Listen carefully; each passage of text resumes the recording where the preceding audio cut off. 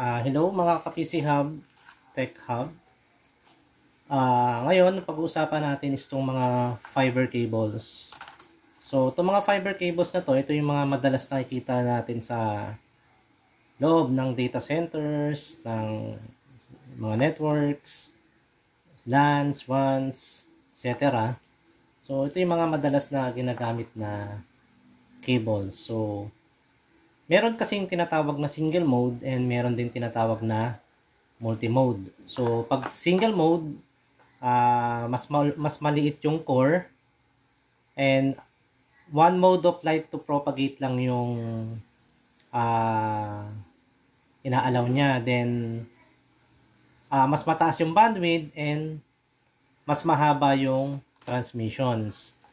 So, meaning, ang single mode is ideally ideal siya sa mas mahabang applications na umaabot ng long distance like kilometers, hundreds of kilometers. Usually ginagamit sa mga communications, intercity, city to city, yung mas mahabang range ng connectivity. So, ito namang, so meron din kasing mga color coding doon sa mga fiber cables. Like ito, itong yellow.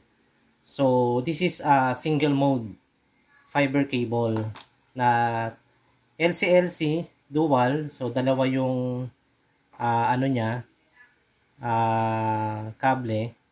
Then, ito naman is yung multi-mode na tinatawag namin. It has a larger core, then allows multiple modes of light to propagate. Then, limiting bandwidth and distance lang siya. So, itong multi-mode, ideal naman to para sa mga short distance applications, mga meters lang. So, commonly, ginagamit to sa loob ng data center. Yung rack by rack lang. So, maliit lang yung distance. Nga, andito yung server mo, andito yung switch. So, maliit lang yung distance ng pagtutusukan mo. So, ito yung gagamitin mo na multi-mode. Okay? So, yun. Single mode fiber and multi-mode fiber. Ito yung mga different fiber na nakikita natin sa loob ng networks o ng data center. So, ito, meron akong example dito ng SFP. So, ganito siya. Ganito siya tinutusok. Kunyari, dito yung switch or yung isang appliance. So ganyan siya. Hihintayin mo yung mag-tick. May tutunog na parang tick. Ganun. So, yan. Nakakabit na siya. Then, kapag tatanggalin mo naman na siya, kunyari, nautusan ka ng boss mo na maghugot ng isang fiber cable. So, yan. Meron naman niyang parang lock dito. So, pipindutin mo lang yan. Yan. Tick. May tutunog, then saka mo hakakan. Okay. So, itong mga